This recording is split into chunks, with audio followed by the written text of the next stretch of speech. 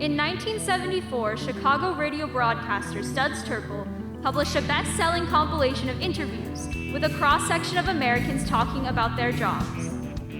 These are their words.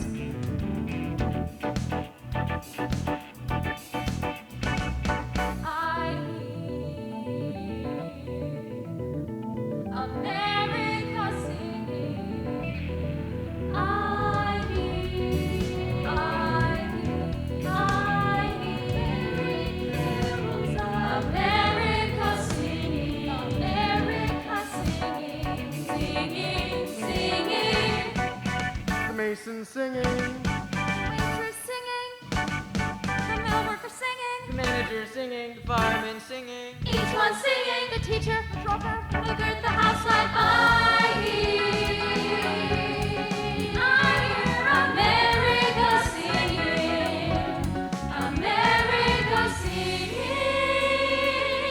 Every load is a challenge, and when you finally feel like upload it, Carmen you in get a a way. feeling of I hold out my completing a tambourines job. and they I throw don't think their you get in a That sounds awful. Just a housewife?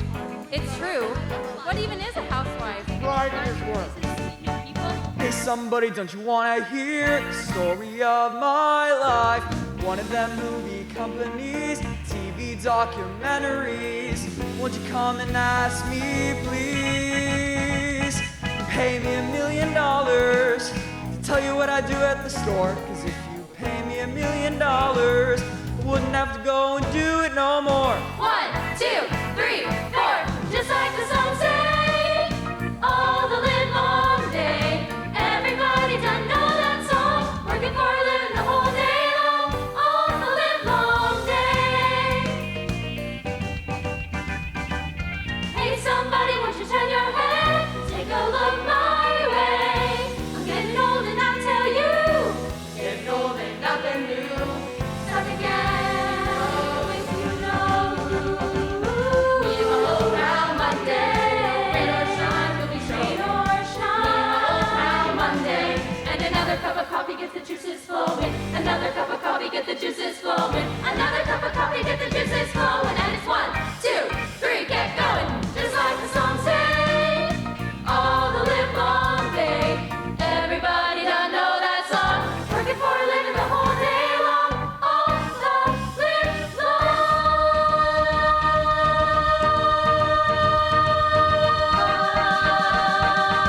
day.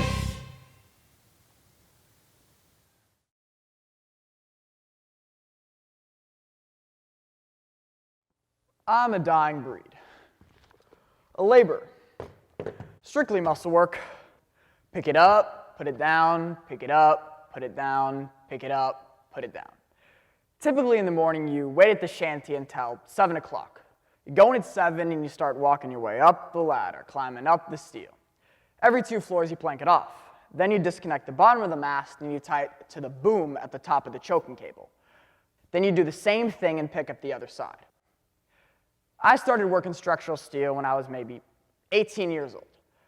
I've worked on towers probably 1,000 feet high.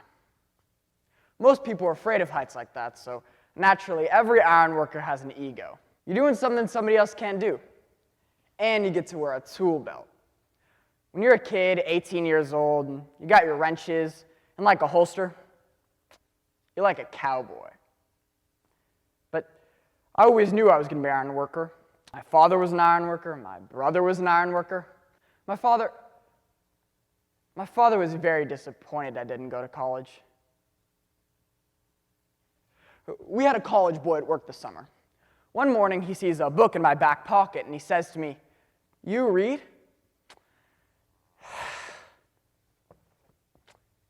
That's what can get to you. The non-recognition by other people. To say a man is just a laborer, a woman is just a waitress, it bothers you sometimes.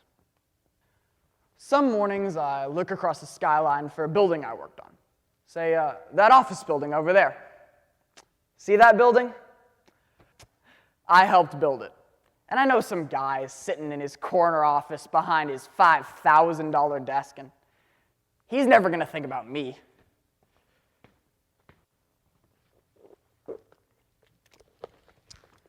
But, yeah, I think about him sometimes.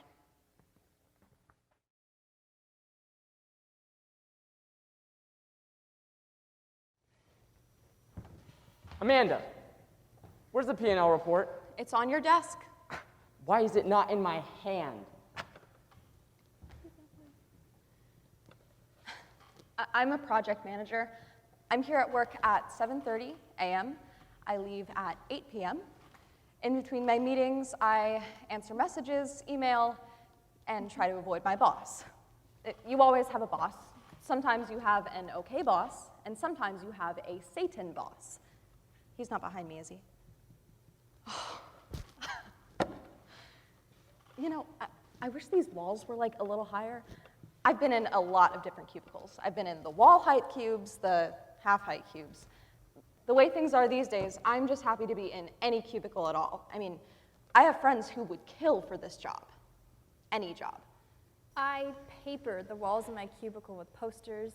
I bring in fresh flowers, brought in my favorite ceramic lamp. This little collection of things on top of my computer, I call them computer gods.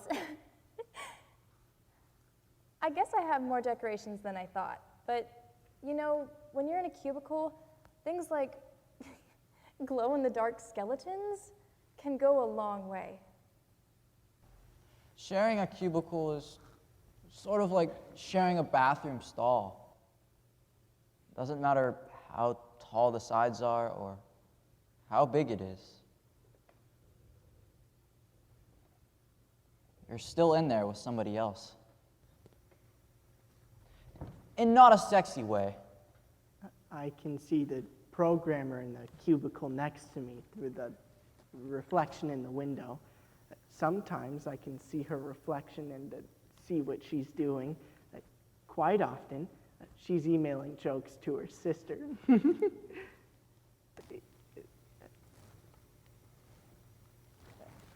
I also acquired a webcam recently, and I have a little window on my computer screen. That's the webcam picture. So if someone walks behind me, I can see them. I grew up expecting that I would graduate college and make $1 million. I grew up expecting that somebody was just going to deliver a Mercedes to my front door. It's been quite a rude awakening. You know, this is the first time in 4 generations where I have it worse than my parents. Jobs are not big enough for people. If you ask someone who they are, they define themselves by their job. I'm a doctor, I'm a carpenter, I'm a sportscaster. If someone asks me, I say, hi, I'm Amanda McKenney. At certain points in time, I do things for a living. My mentality is totally different than people who are 20 years older, the lifers. I have no real sense of loyalty because I know they have a business to run and they'll lay me off if it's prudent. I accept that. I don't perceive that anyone my age thinks, wow, I've got a job for life. What they feel is, all right, I'm gonna get as much as I can from this company and then I'm gonna leave and get more money. This is the first job of many.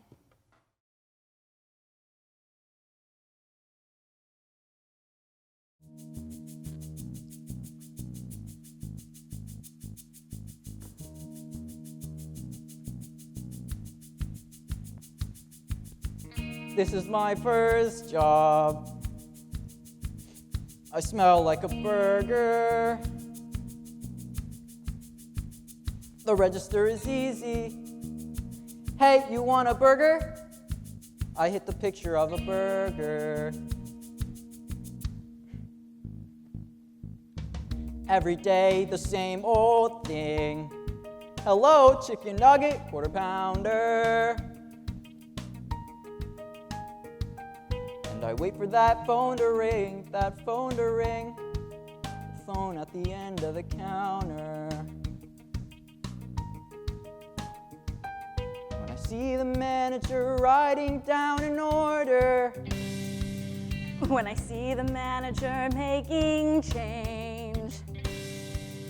When I see the manager writing an address, I whisper, yes, give me some change and send me on my way. Okay, I'm off on a delivery and I'm finally on my own. Delivery peace, and I'm headed to parts unknown. Fresh air and exercise, and sometimes I'll throw in some extra fries. We're calling it in today, my world is gray until they send me away on a delivery. Now the wind is in my hair. No one's watching me, I can wander anywhere. The food is getting cold, and so I'll do as I am told. Responsibility, I have responsibility. See, my father sits at home, he doesn't work anymore. While my mother works a double shift at the department store. And it's nice not having asked for money, and it's nice not having asked for dinner, and it's nice on nights when you have to get away. I go to work every day and putting money away. You know what they say, slow and steady. I'm making minimum wage, that's pretty good for my age. If I can manage to save, I'll be ready to go wherever I gotta go, wherever destiny leads me. For now the restaurant feeds me and my family needs me. Delivery, customer's always right. Thanks for getting me out of the house tonight. I keep the order straight and I say sorry if I'm late. Some extra napkins for your plate for making you wait. That'll be $12.98 for your delivery. I can wander out of range towards a future new and strange. This job is just the start, but wait, I haven't told you my favorite part. It's when they pay, and then they say,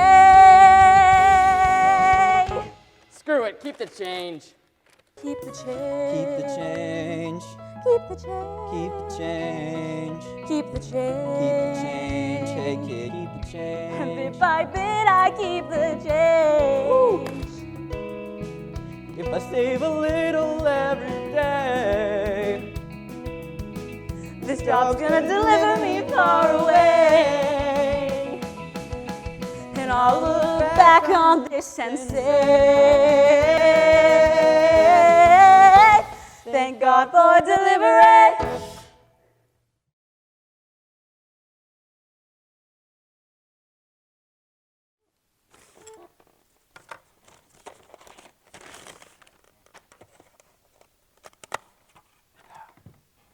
I'm a guy who likes to work. Some people enjoy tennis. I enjoy work. I enjoy being a leader. I enjoy being the guy that people look to. I like the responsibility of having a team of people work for me. See, in our world of money, money management is the sexiest job there is. Ask any girl at the East Bank Club. Money is hot. True story. They did a study that found that just looking at a Maserati made girls produce twice as many hormones as normal. Oh yeah. If people want to call me a shallow tool, a corporate douchebag, a frickin' robber baron, I take it as a compliment. Abso-frickin-lutely.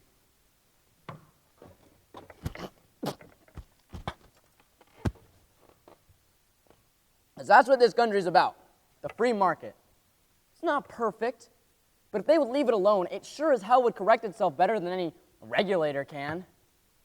Sure, some people will lose jobs, some companies will go away, some people will lose money. But that's just basic capitalism. I mean, who developed America? Was it the regulators? The SEC? Or was it the Mellons, the Rockefellers? I mean, tell me what they did wrong. Sure, Rockefellers may have exploited some workers in the copper fields. Maybe he even, I don't know, shot few of them. Fine, not perfect, but who benefited? There's still Standard Oil, isn't there? Mellon's Bank is still around. I mean, how many charities were started by these people? How many museums, theaters, national parks were started by these, quote, robber barons? These are titans who built the cities, who built our country. Unless you have losers, you cannot have winners. Sorry, I gotta take this. Yeah. Okay. Give me 5 minutes. Okay. I'm gonna have to cut this short. I gotta get back to the phone before the markets close overseas.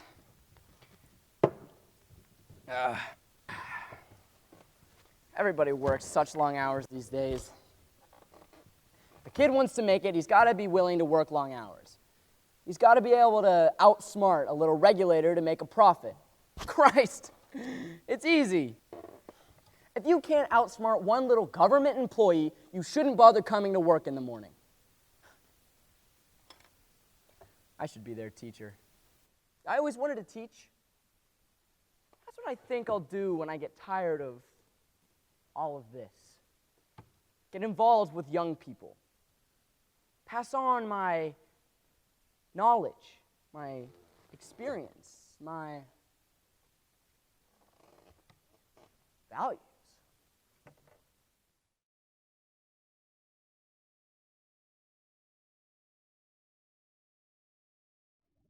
Oh, good morning, Cindy. How are you today? It's very nice to see you. Oh, hello, Sasha. How are you this morning? Hi, Dylan. Hope you're well. Raquel. In your heart, you may have a certain dislike for a child, but you force yourself to smile and say, "Good morning, Luke. How are you today?" Bless you. Someone forgot to take his allergy pill this morning. My name is Rose Hoffman. I teach 3rd grade. At 9:15, we start with arithmetic. I have tables fun written on the board. Multiplication. You don't say tables, you say tables fun. Everything has to be fun, fun, fun. I tell my kids, Mrs. Hoffman's here. Everybody works. Working is a blessing. In the old days, I had 18 to 20 children who stayed in my class from beginning bell to the very end. Today, I have 37 in my class. They come in, they play with their cell phones, and leave for computer lab, art therapy. Oh yes, I've seen great changes since I began teaching in 1979. January 6th, 1979. 41 years. My classroom was always a showcase. In those days, we did it ourselves, with colorful pictures and charts on the wall, a snowman in winter, a pumpkin in fall, and all my supplies were neat little piles on the shelves. My children were always examples. When the principal came, they would rise. If I had to leave for a minute or two, they always found something constructive to do, and everyone sat in their places according to size. But kids don't know how to behave anymore. Ask them to rise, and they ask you what for. We confiscate weapons and drugs at the door. No spitballs and comic books now. They want me to teach in a classroom like that, but nobody tells me how. I made a big thing about spelling, but they learned by the time I got through. They copied the words till they knew them by heart, 10 times for the dumb ones and twice for the smart, and gold stars were given to those who made sentences too. But why bother teaching them spelling today? Spell check is OMG awesome, they say. An iPad to add and subtract, because hey, a pencil's for dinosaurs now. The way I've been teaching for 40-some years is no longer effective, or so it appears. Well, damn it, it works for me then, so what's wrong with it now? They say I'm supposed to keep up with the times, but nobody ever tells me how.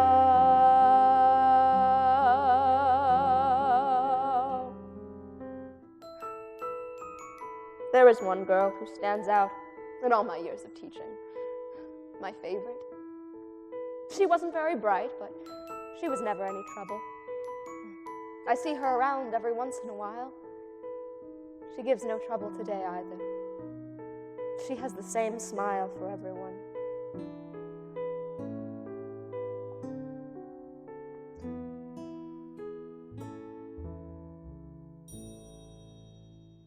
The first 2 months I started flying, I had already been to New York, London, and Paris, which is kind of a big deal when you're from Kankakee, Illinois. But after you start working for the airlines, you realize it's actually not as glamorous as you thought it was going to be. Sometimes people just get nasty. I mean, they're jet lagged, they're harassed by security, and then they get delivered to us. And your shining personality only goes so far. We get scared sometimes too. I'm not saying I've yet been so scared that I didn't want to get on the plane, but there have been times at takeoffs when there's been something funny. One time, I was working first class and we had a load full of passengers, and the captain tells me that we're going to have to make an emergency landing in Chicago because we lost a pin out of the nose gear, and that when we land, the nose gear is going to collapse. So he wants me to prepare the whole cabin for this landing, but not for another 2 hours. And I can't tell the other flight attendants because they're new and they would get all excited. So I had to keep this in me for 2 hours. And I'm thinking, am I gonna die today? I'm serving drinks and food, and this guy gets mad at me because his omelet is too cold, and I just wanted to say, just you wait, buddy, because you're not gonna have to worry about that goddamn omelet.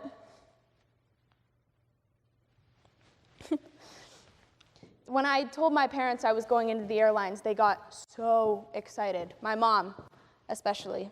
She thought it'd be great that I'd have the ambition, the nerve to go to the city on my own to try to accomplish something, but really, I just wanted to get out of Kankakee.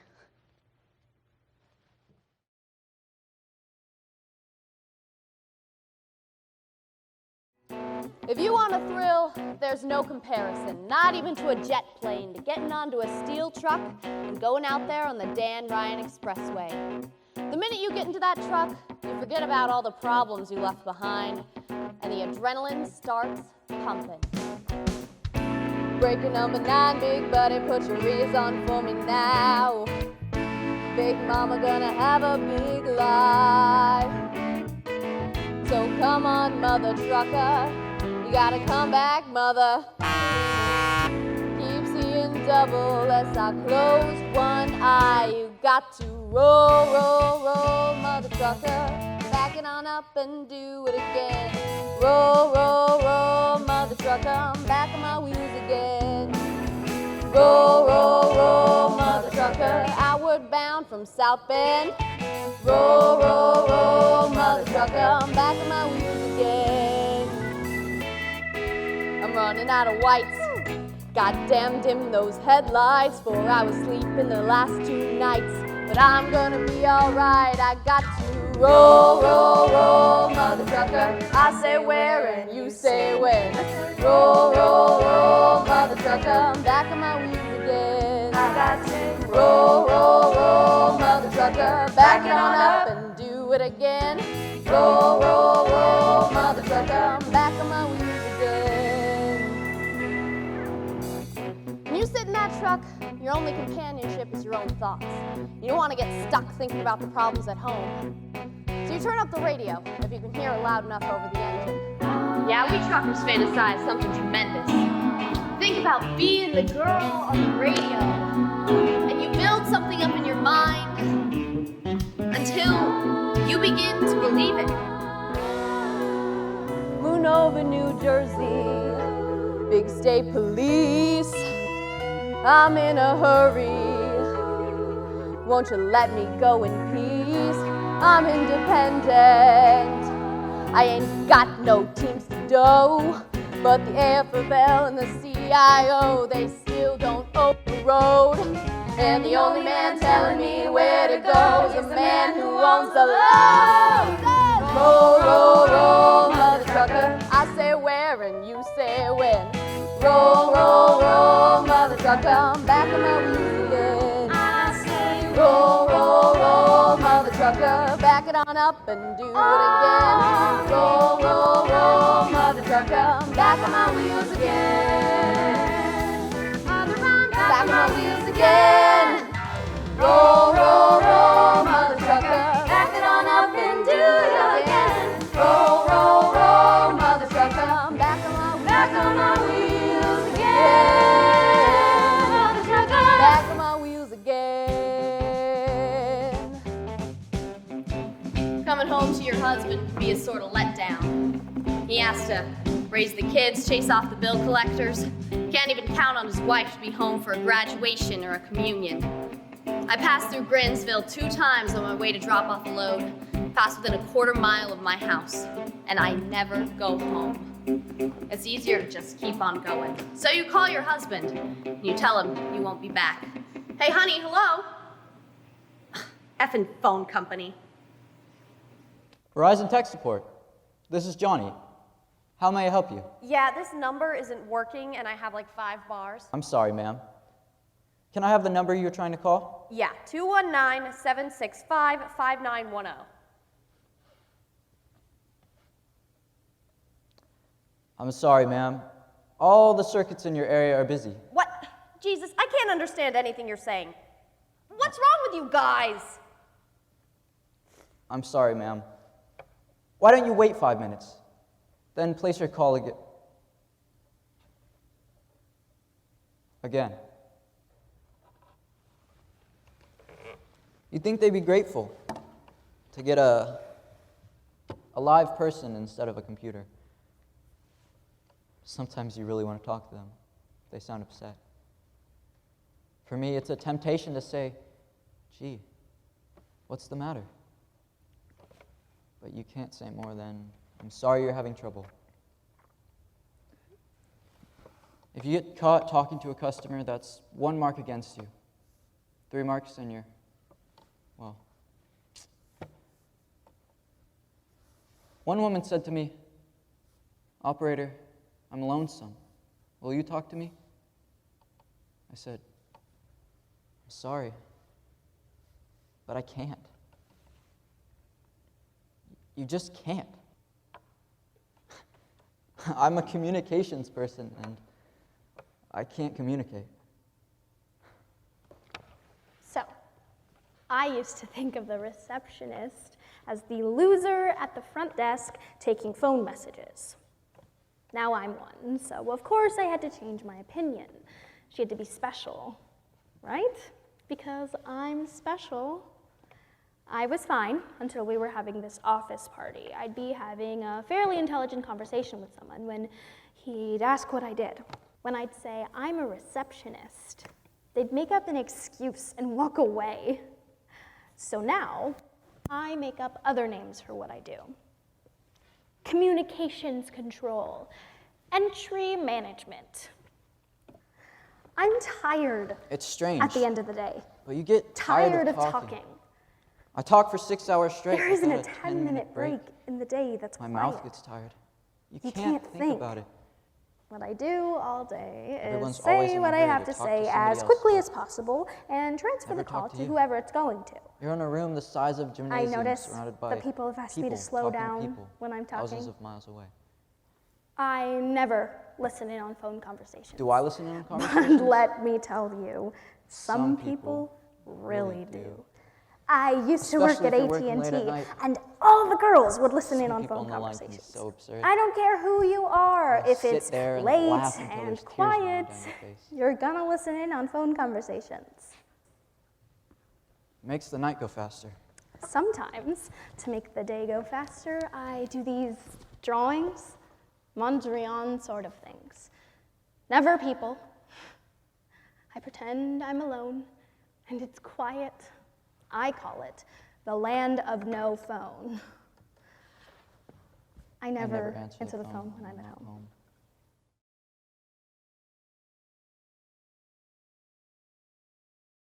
Hello? Oh, sorry, no thank you. My husband gets the paper at work and I read it online. Oh, no, I don't have an office. I don't work. Well, I work. I work, of course I work. I just don't have a job. Anyways, thanks for calling. I'm a stay-at-home mom. I guess in my Mother's Day they would have called me a housewife. It's funny, it's not like I sit around all day watching soap operas. I have a lot of work to do. You just want something more to talk about at a dinner party, you know? Something that matters. What I do only matters to 3 people. All I am is just a housewife, nothing special, nothing great. What I do is unexciting. If you'd rather, it can wait. All I am is someone's mother. All I am is someone's wife. All of which seems unimportant. All it is just my life. Do the laundry, wash the dishes, take the dog out, clean the house, shop for groceries, look for specials. God, it sounds so Mickey Mouse. Drop the kids off, pick the shirts up, try to lose weight, try again. Keep the troops fed, pick their things up, lose your patience, count to 10.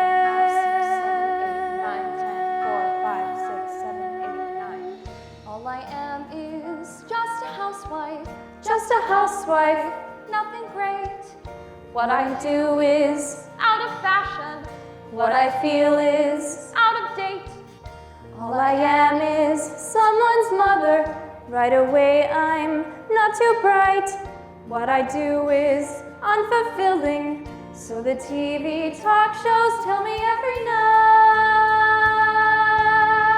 I don't mean to complain at all, but they make you feel like you're 2 feet tall when you're just a wife. Just a housewife. All they see are the pots and pans and the Pepsi cans of a person's life. You're a whiz if you go to work, but you're just a jerk if you say you won't. Just a housewife. People say that they think it's fine if the choice is mine, but you know they don't. When I do what I choose to do, may be dumb to you, but it's not to me.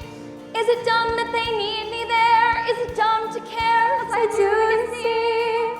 And I mean, did you ever think, really stop and think what a job it was? Doing all the things that a housewife does.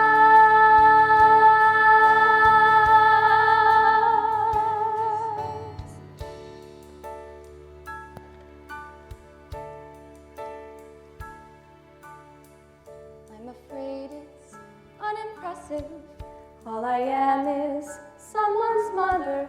nothing special. What I do is What I do is kinda dull. take the kids here, take the kids there. I don't mean to complain at All I am is, all I am is, busy, busy, Every day. all I am is, like my mother. all I am is. just a housewife.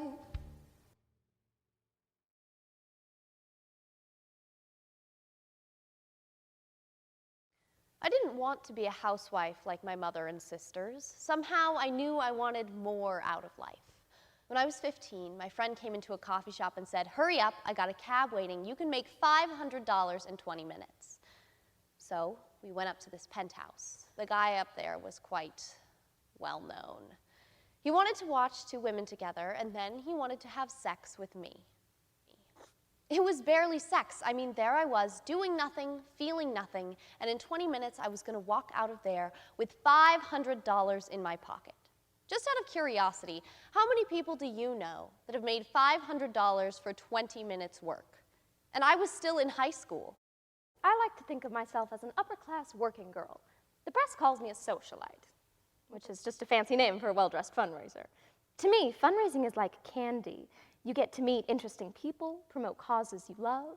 What could be more delicious than that? I began in the 80s. I threw a party in Washington, D.C. for Nicaraguan refugee children. It wasn't for the Contras, although I'm sure that would have been fun too. But fundraising is work. I mean, it's hard to separate people from their money. There is a finesse to approaching a potential donor. For example, I never bring up money when I first meet someone. I mean, it's not like it's a secret.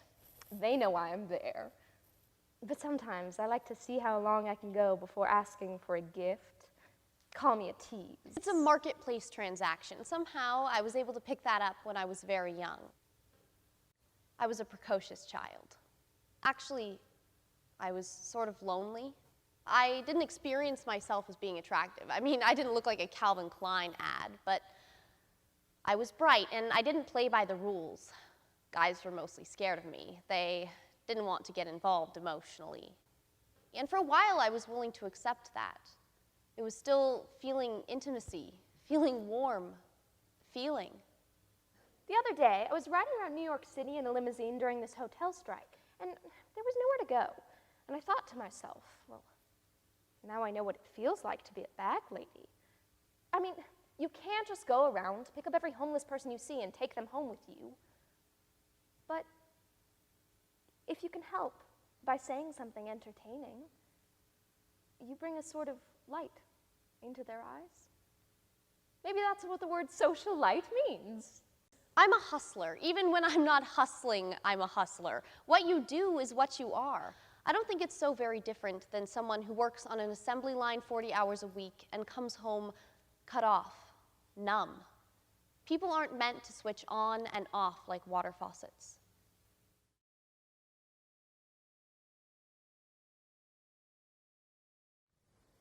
I work in a luggage factory. We make suitcases. In 40 seconds, you have to take the wet felt out of the felter, put the blanket on to draw out the excess moisture, wait 2-3 seconds, take the blanket off, pick up the wet felt and balance it on your shoulder, reach over, get the hose, spray the inside of this copper screen, turn around, walk to the hot, dry dye behind you, take the hot piece off and set it on the floor, put the wet felt on the dry dye, push this button, inspect the piece we just took off, stack it, count it. 40 seconds. The temperature at our workstation ranges anywhere from 100 to 150 degrees. I've taken thermometers and checked it out. I have arthritis in the joints of my fingers, naturally in my shoulder from balancing this wet piece. The hose will sometimes leak and spray back on you. The hydraulic presses leak, so you're slipping on oil. You have the possibility of being burnt every time that wet felt hits that hot dye. You're just engulfed in a cloud of steam every 40 seconds. The tanks run 24 hours a day. I work 8 straight hours with 2 10-minute breaks and 1 20-minute break for lunch. I find it difficult to eat my lunch in that length of time.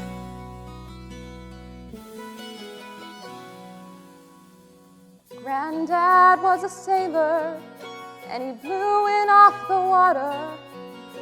My father was a farmer, and I his only daughter.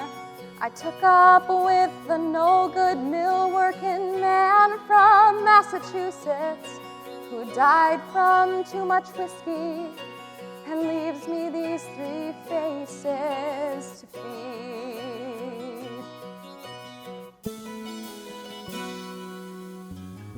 Millwork ain't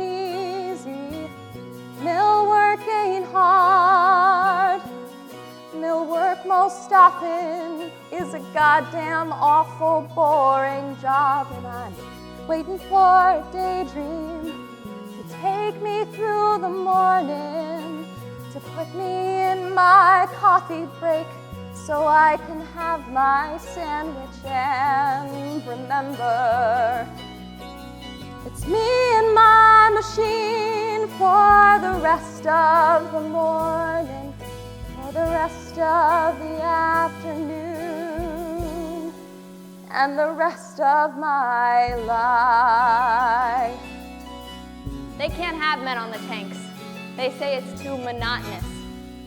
I think women adjust better to monotony than men do because women are used to doing two things at once, whereas a man can only think of one thing at a time. It's the same way on the tanks. You gotta be automatic in what you're doing while your mind is doing something else.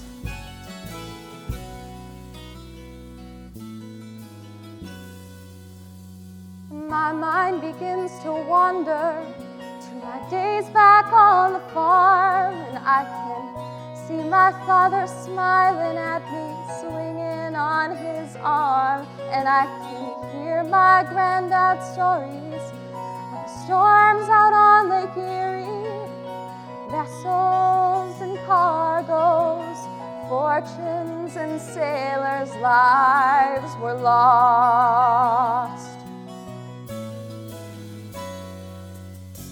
It's my life has been wasted, and I have been a fool to let this manufacturer use my body for a tool.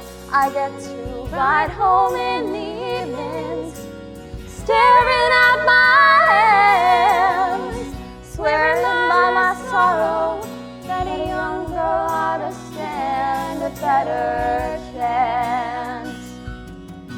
And may I work this mill just as long as I am able, and never meet the man whose name is on the label.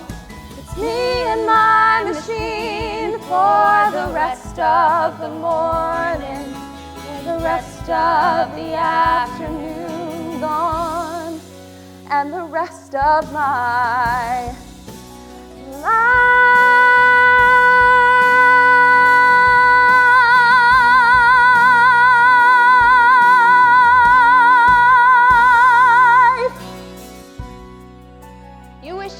To work the tanks. But when it's all you know how to do, that's what you do.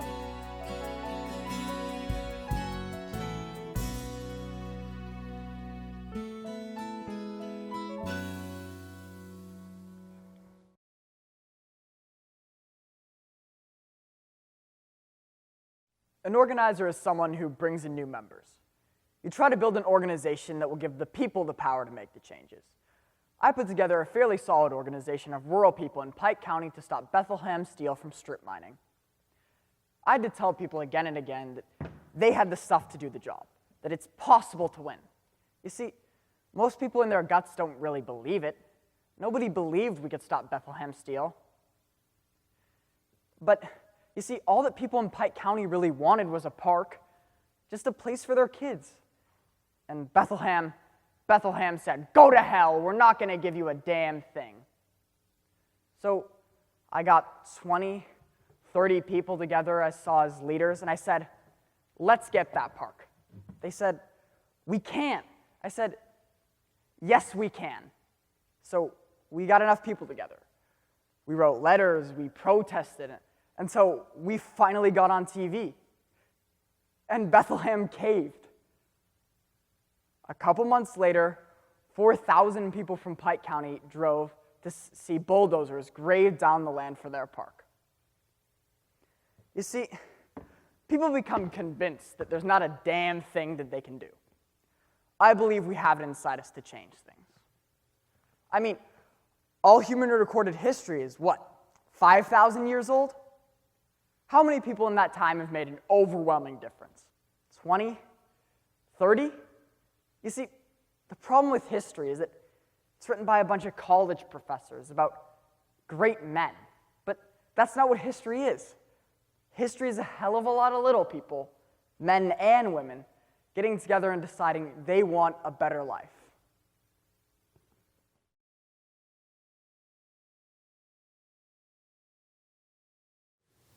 If I could have been what I could have been, I could have been something. I wanted to be a writer. A Major League Baseball player. Own a little farm. If what I could be had been left to me, I could have been something. But then I got married. Then the kids came along. Then my dad took sick. A tower of strength, a center of power, had $10 an hour. There's always a stumbling block. I was gonna work for a few years, buy me a new car, head west. Well, I met the wife.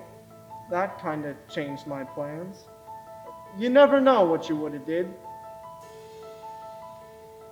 If I could have done what I could have done, I could have done big things. With some luck to do what I wanted to, I would have done big things. Swam a few rivers, Climbed a few hills, paid all my bills. Now it's just dreams that I'm stuck with, and hell, that ain't a lot to show. I haven't gone far from the starting line, but deep down inside where it counts, I know. That if I could have gone where I could have gone, I could have gone places with leeway to go. Far as I could go, I would have gone places. To the front of the line, the top of the tier, a long way from here. way back then I had ambition, a lot of stamina and guts. I never took no for an answer. It was tougher to fight all those ifs, ands, or buts. Ifs, ands, or buts. But if I could have been what I could have been, I could have been something special. If my destiny had been left to me, I would have been something.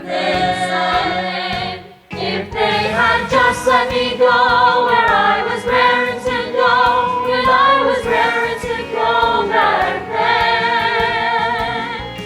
God only knows, God only knows what I could have been, what I could have been, what I could have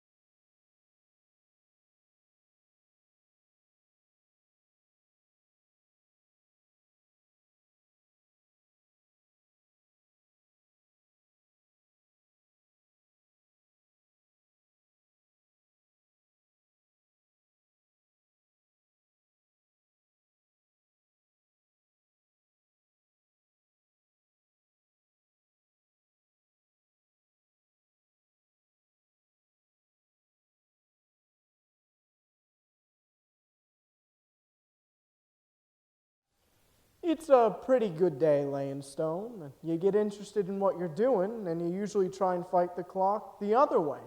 You're not looking for quitting. You're wondering you haven't got enough done, and it's almost quitting time. There's not a house in this country that I haven't built that I don't look at every time I go by. And if there's one stone crooked, I still notice it.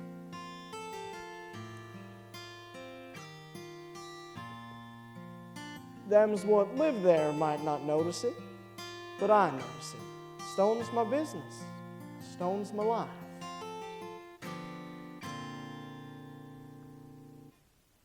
He builds a house with his hands. 30 years go by, it stands where nothing stood. A house of stone. The mason sleeps real good. He does his work day flies. Quitting time's a big surprise. And then there's one more stone to get just right. There's always one more stone for the night. Every house he builds, every stone he lays, it's not just making money or counting off the days. I daydream all the time about stone. Someday I'm going to build me a stone cabin down by the Green River. I'm going to build stone cabinets in the kitchen, everything's stone. A stone front door. That's going to be very heavy. Builds a house with his hands. 100 years go by, it stands. It tells you who he was. A life goes fast. The work a mason does, it's made to last. The work a mason does. There's nothing on this earth gonna last forever, but with stone, you're getting pretty close. It's made to last.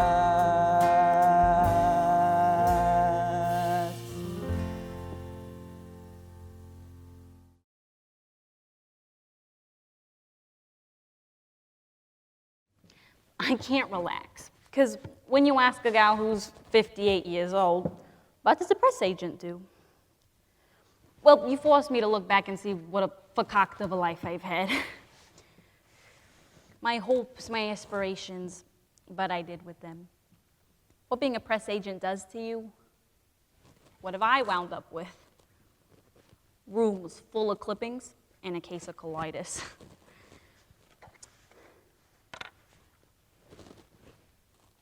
But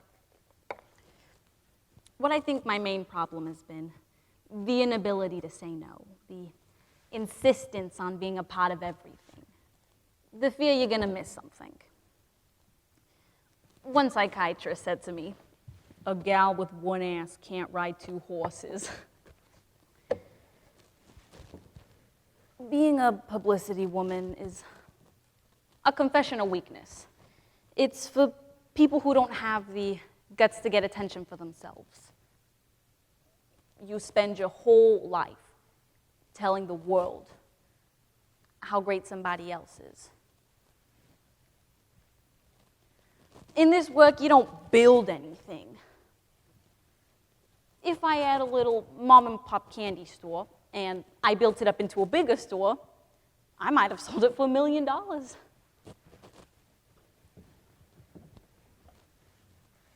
Who do I sell my clippings to?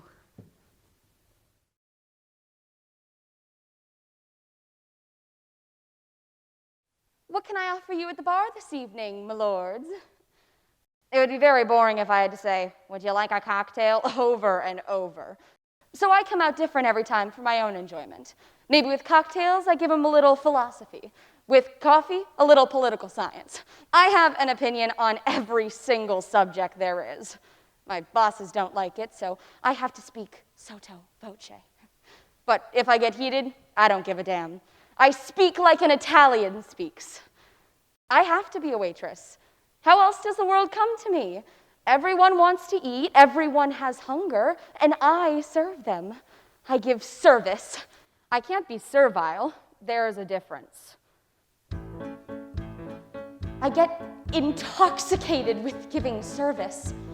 It comes theatrical to me, and I feel like I'm on stage. There's some that don't care when they put down the plate. There's a sound, not with me. When they move a chair, there's a scrape with a grate on the ground, not with me.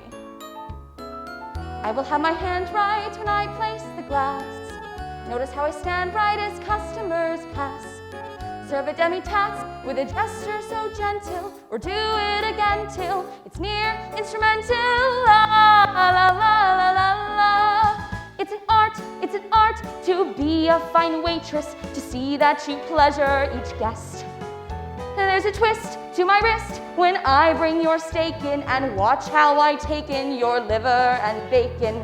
It all needs to be stylish and smart. That's what makes it an art. I remember one day, as I do now and then, I had shakes.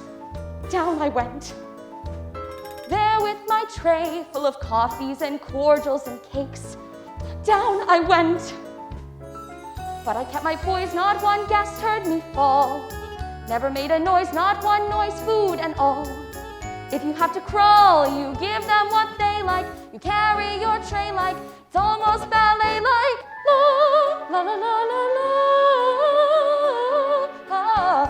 It's an art to be a fine waitress. Each evening I treasure the test. Like tonight was a fight, 'cause they hired this busboy, his clothes all a muss-boy, and guests heard him cuss. Boy, did we have a quick heart-to-heart. Even that was an art. Tips! Ha! Tips are important for people like captain and barman. For them, it's a tipsy. For me, I'm a gypsy. Just toss me the coin, and I suddenly feel like I'm Carmen.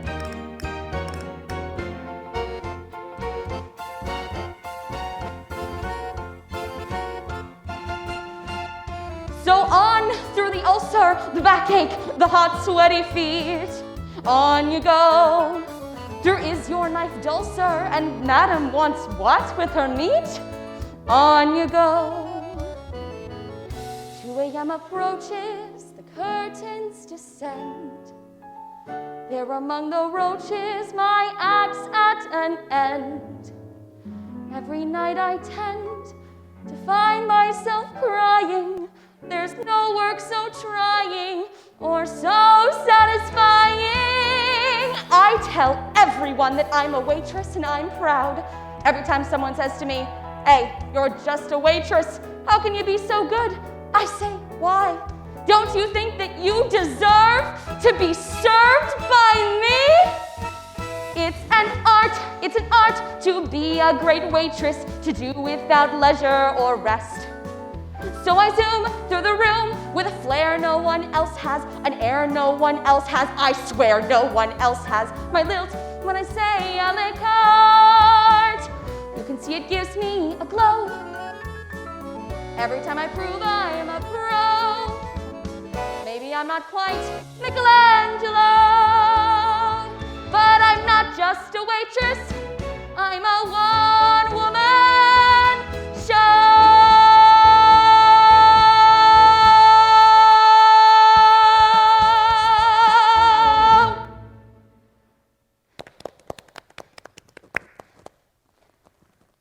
After 16 years, I went on a 2-week trip to Hawaii with my family. Went with my lover. My oldest daughter said, "Act your age." And I told her, "Honey, if I was acting my age, I wouldn't be walking. Not after 16 years on this job."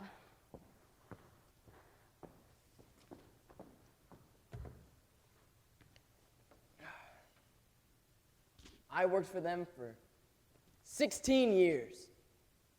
And then overnight, they let half of us go. It's known as Black Thursday. They told us, clear out. No warning, no goodbye. This one guy, he even broke down and cried. Right there. He said, what did I do wrong? I've done such a good job. Please don't do this to me. My daughter's getting married next month. How am I supposed to face people? All of a sudden, nobody calls. You go and visit your friends, but they're all busy with their own work. They don't have time for you. This is it's a psychological... I don't want to get into it. It was a year ago, March, and I'm still looking. But you just have to fight your own way, which I've been doing my whole life. Don't get me wrong. In this economy, I'm lucky to have any work at all. Sometimes I just wish I knew how it felt to not have to go to work.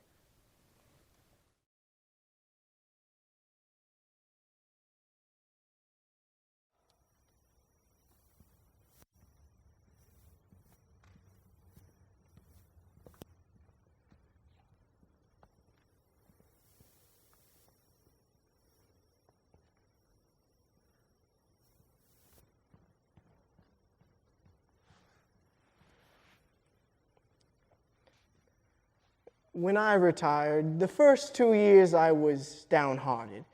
I had nowhere to go, nothing to do. Then I gave myself a good going over. Joe, I says, you can't sit at home like that and waste your time. You gotta get out and do things. Well, the day goes pretty fast for me now.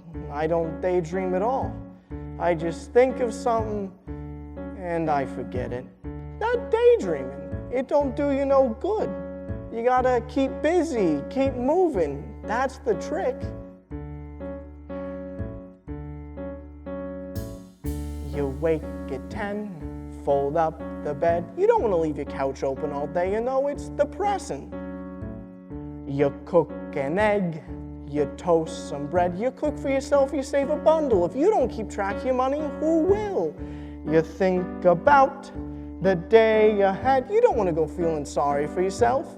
It's like I said, oh, you can sit at home and be mad at the world, or you can get out and do things. You meet a chum. This one guy lives down by National Biscuit. Boy, you should see the nice aroma. You shoot the bull, you argue some, or maybe you call up a couple of your other fellas, come over and play some poker. You lose at gin, until they come. This guy remembers the cards you picked up. The dirty bum. Well, getting beat at gin beats doing nothing. You take a train. You go visit your wife's grave. On the way, you read the Reader's Digest. It does you good to use your brain. Or maybe you go hang out with your cousin and bring a six-pack along.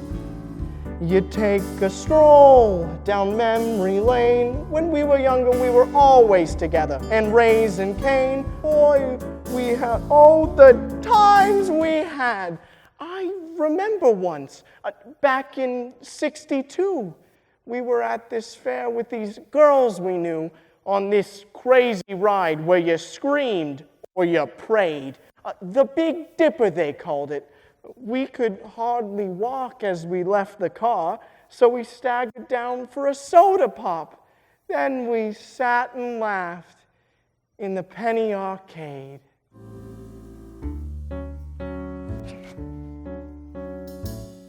At 6 o'clock, you watch the news. Them politicians make you so mad you throw your slippers at the set. You cook some Franks, no big to-dos. Most nights you lay around, maybe straighten up and call your daughter. You watch a game, you take a snooze, but then there's Sundays. Sunday's different. You change your shirt and shine your shoes as you're going around the block to the tavern. You shoot some pool, you drink some beer. You don't have to drink a lot to have a good time. You find a pal, you bend his ear. You see a lot of the old folks there Sundays. Sometimes the lot of you sing. You never hear like Stardust or In the Mood. And then you cheer. Last Sunday we sang Till We Meet Again. Believe it or not, I once did a waltz to that tune. Honest to God. It was at a dance, and I was 17, and this girl was like from a magazine, and the lights were low, and I really mean low. I think my friends may have had something to do with that. Then I kissed her cheek as we waltzed away. I remember that like it was yesterday. Boy, was she surprised. I can hear her say, "Joe." They take you home from round the block. You take the cash out of your sock.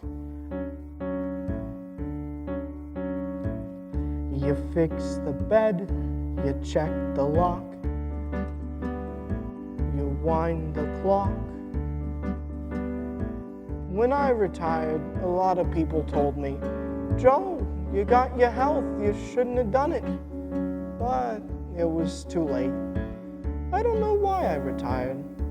Force of habit, I guess. But I've got no regrets. I keep busy, I keep moving. I go to fires every once in a while. That one fire we had down on Milwaukee Avenue about 3 months ago. I was there. I was surprised. The smoke was coming out of there heavy as hell, but you don't see no flames, you know. Boy, that was some fire.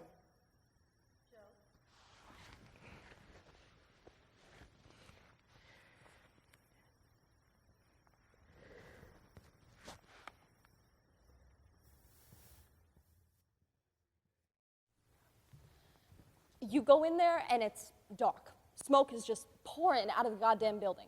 It all happens really fast. I feel this tremendous heat to my left. I turn and the whole freaking room is just orange, yellow. You just see orange and feel the heat. The lieutenant and the other firemen got up the ladder and saved 2 people. But downstairs, there was a guy trying to get out the door. They had bolts on the door, so he was burnt dead. Know what the lead man said? We lost a guy. Shit! We lost a guy. You saved 2 people. How would you know a guy's sleeping on the pool table? Yeah, but we lost a guy. I always wanted to be a firefighter. Not many girls want to be firefighters, or at least they don't say so. It's like kids. Everybody's still a kid. Guys 40 years old still feel like kids inside, except they're starting to lose their hair. I used to be a cop. Want to know why I switched to fireman? I liked people. And sometimes, when I was a cop, I would feel the hate coming into me. I remember one time I went to the roof of this project, and there was this big black guy about 6'7" standing at the top of the stairs. I said, "Hey fella, turn around." He said, "Yeah, wait a minute." And his elbows were moving around his belt. It dawned on me that he had a gun caught in his belt and was trying to get it out. So I said, "Damn it," and I took out my gun and I said, "I'm gonna shoot!"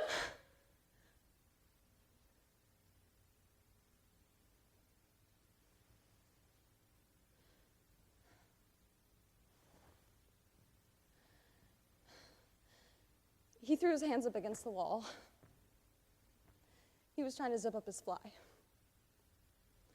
And there was a girl standing in the corner, which I couldn't see.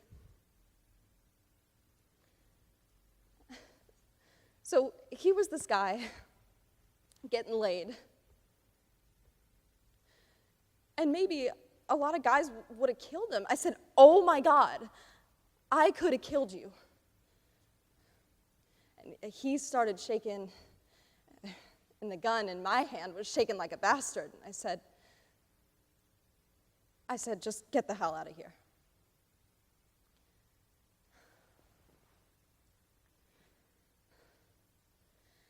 I took the fire department test in '98 and got called in '99. You know, the whole world is so screwed up. The country is so screwed up. But firefighters, you actually see them produce. You see them put out a fire. You see them come out with babies in their hands. You see them give mouth to mouth when a guy is dying. You can't get around that. That's real. You know, I worked in a bank once. It's just paper. You're just dealing with numbers. It's not real. But I can look back and say, I helped save somebody. I helped put out a fire. Somebody could be born. Somebody could grow old because of me. It shows I did something on this earth.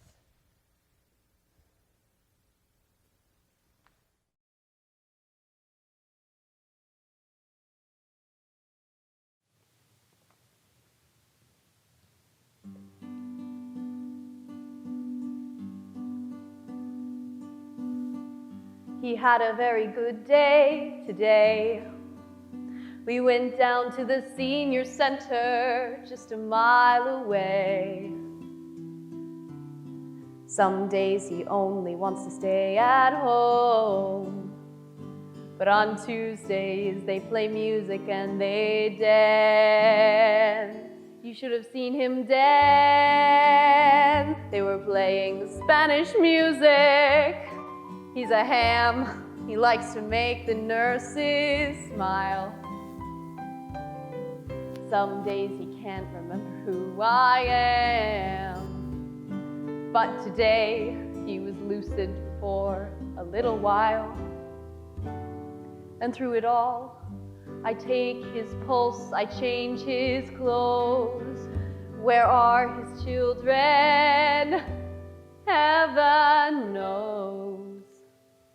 It doesn't pay much, but I get through because I do the work that no one else will do. She had a very good day today. We went down to a nearby park where she likes to play. She's only 5, but she can do it all.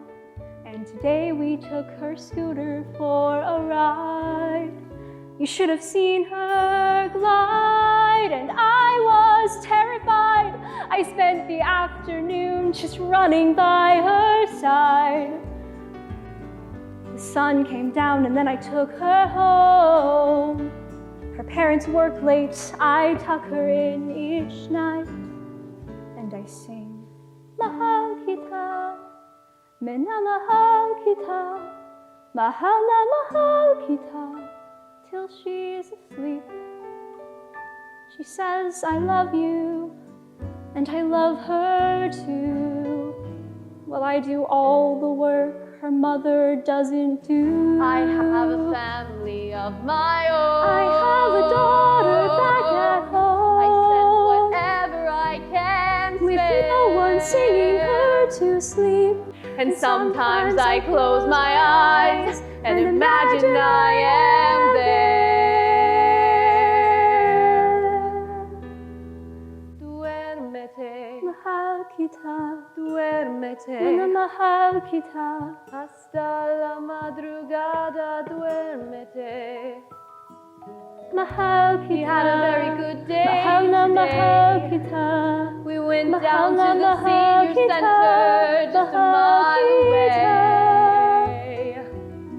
One day my dreams are gonna all come true. For now I do what no one wants to do.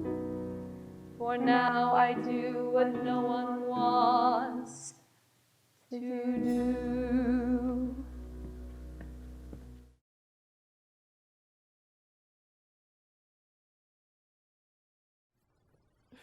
You know what I really wanted to do? I wanted to play the piano. That's what I really wanted. I'd write songs and things about my life and my time in the South, my abuela, mi mamá. Now, I've got my own beautiful daughter, and I've got plans for her. So every day I go up to the Marriott, scrub the rooms there, and at night it's here to this office. and it's scrubbing again. For generations, that's all we've done, scrubbing. My abuela, my mommy, but mi niña, she's not gonna do domestic work. I'm gonna be the end of that particular line. A mama worked just like her mama before her. Domestic working was their trade. There was laundress, cook, and the live-in help, Thursday girl, babysitter, and a hotel maid. They worked 6 days a week, all day long, but never could get out of debt. Those were the days when the minimum wage was anything you could get. They were cleaning women without faces. They were coming and going on a first name basis. You're talking to somebody who knows. Somebody who knows. And after too many years, I don't want to be stuck in no laundry room. Oh, no. I don't want to pick up another broom one of these days. One of these days, just want to sleep till noon. All day long I'm thinking, my kids out in the streets somewhere. Put the folks up in their rooms, don't think you're thinking half the time.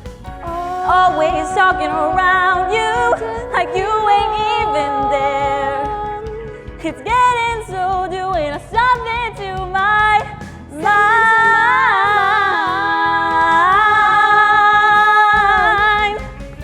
Got a daughter with her head on her shoulders and pretty as a picture too. She ain't gonna hide that pretty face behind closed doors, scrubbing floors like her mama do. If my legs don't give out and my back hold up, I'm gonna make her a better day. You'll never see her get down on her knees unless she's down there to pray. No more cleaning women without faces.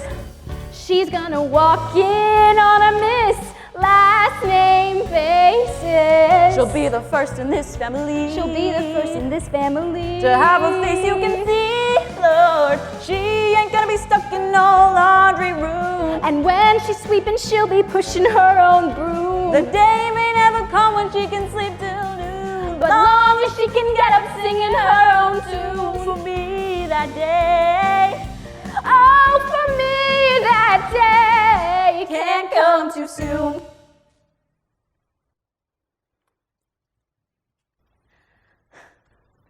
I'm 4 generations of cleaning women, but mi niña, she's a whole new generation. That's what we got coming, a whole new generation.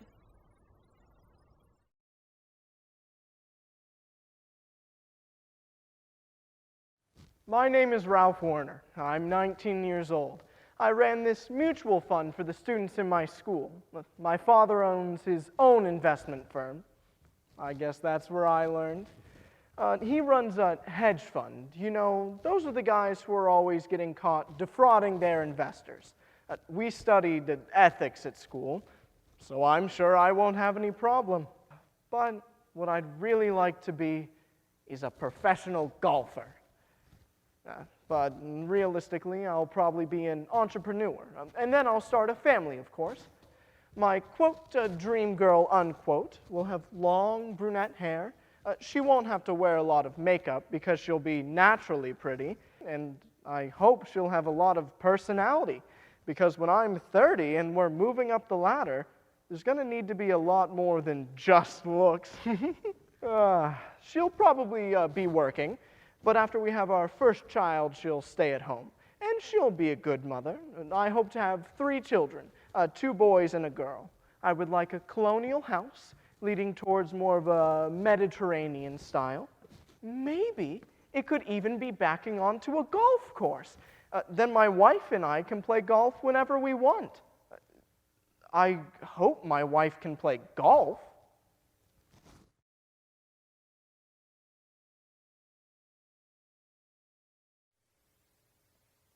My name is Charlie.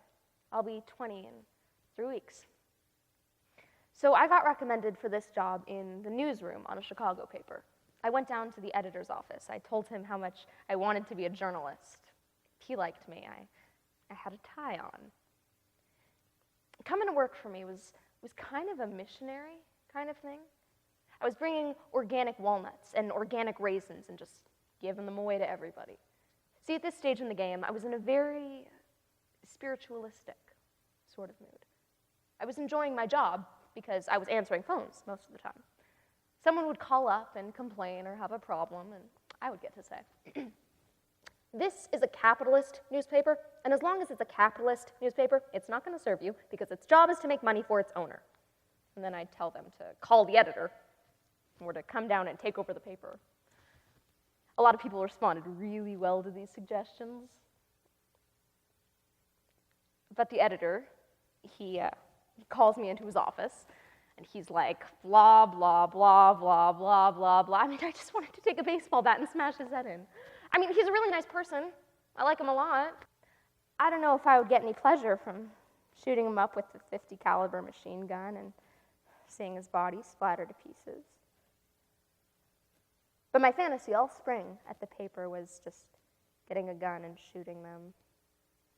Or getting a gun, walking into the editor's office and saying, okay, how do you face your death?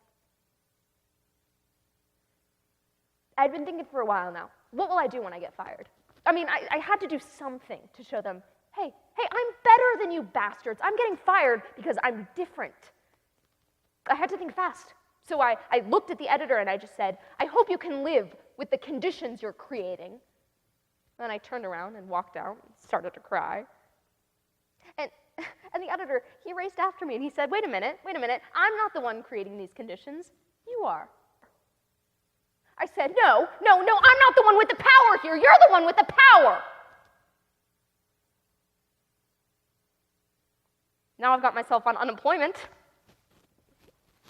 Yeah, they were nice to me the first few times, but the other day a woman told me to go get a number. I wanted to tell her, screw you, lady. I can wait outside your apartment, hit you over the head, and take all your money. But that's bitterness. I don't like being bitter. I'm a pacifist.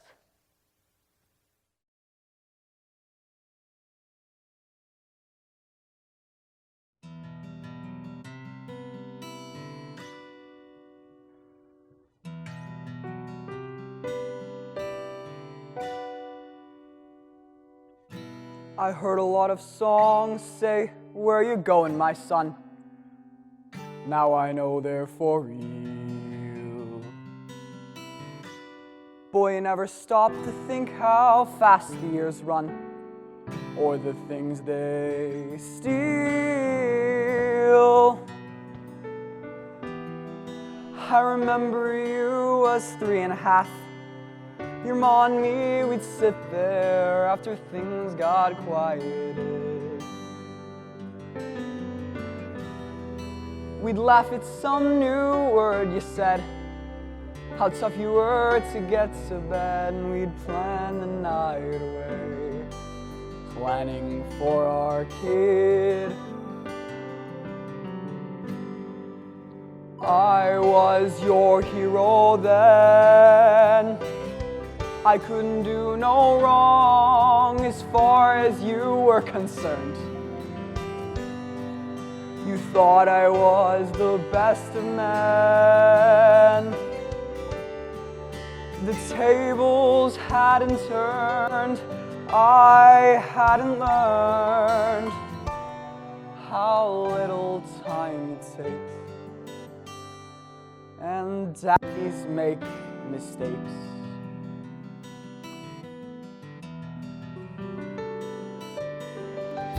It seems to me that lately I've been thinking a lot.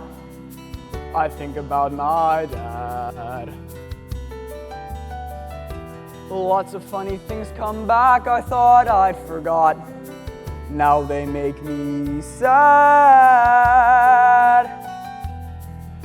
High school and it used to be, I didn't want him touching me, and I shuddered if he did.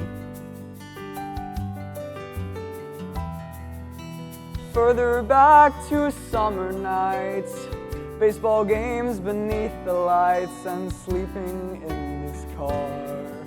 My daddy and his kid. He was my hero then. He couldn't do no wrong as far as I was concerned. I thought he was the wisest and the strongest and the best of men. The tables hadn't turned. He hadn't learned how little time it takes. And everybody breaks. And daddies make mistakes.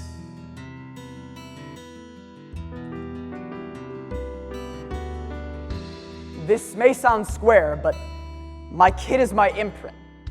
You know what I mean?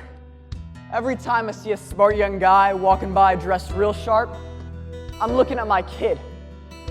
You know what I want? I want my kid to look at me and tell me, Dad, you're a nice guy, but you're a frickin' dummy. Hell yes. If you can't improve yourself, you improve your posterity. Otherwise, life isn't worth nothing. You may as well go back to the cave and stay there. You know what? I bet the first caveman who went over the hill, he didn't go there wholly out of curiosity. He went there because he wanted to get his son out of the cave.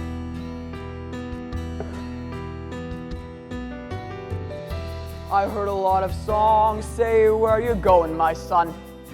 Now I know they're for real.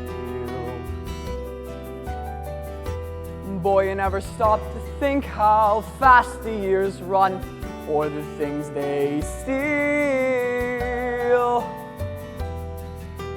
Now it seems I always knew why I do the things I do and the things I never did. Why I work my whole damn life so I could give a better life than the one my dad could give me. I give it to my kid.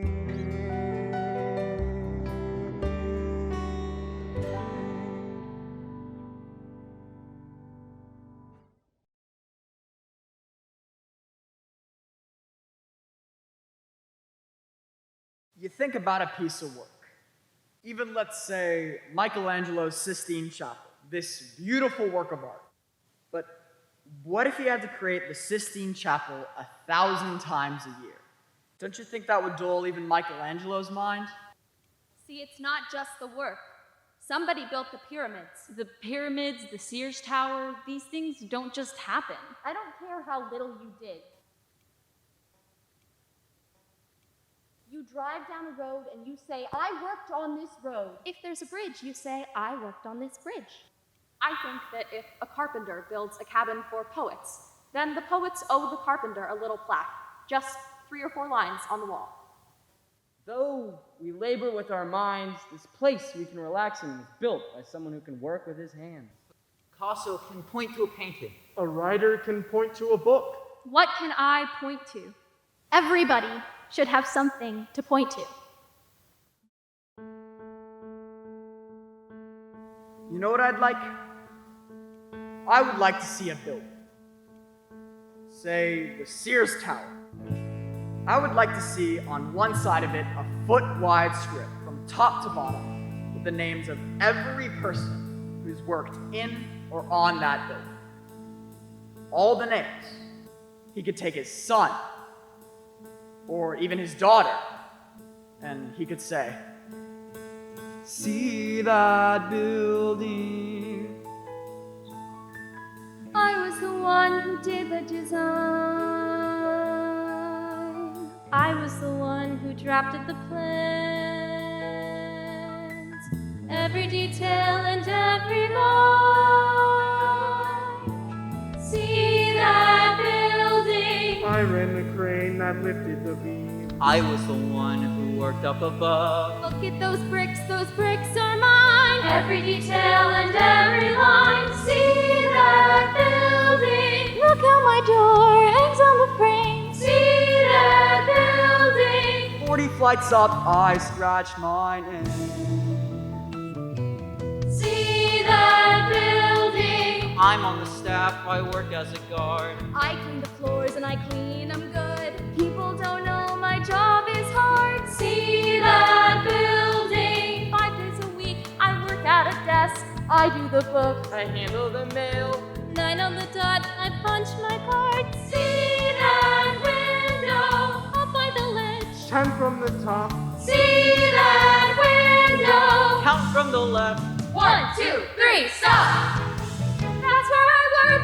Everyone should have something to point to, something to be proud of. Look what I did. See what I've done. I did the job. I was the one. Everyone should have something to point to, some way to be tall in the crowd.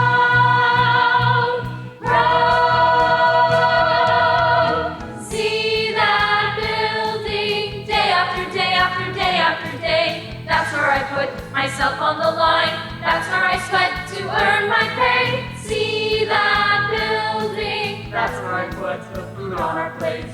That's where I live the piece of my life, where I can bring my kids and say, see that building. The lumber was cut, decisions are made.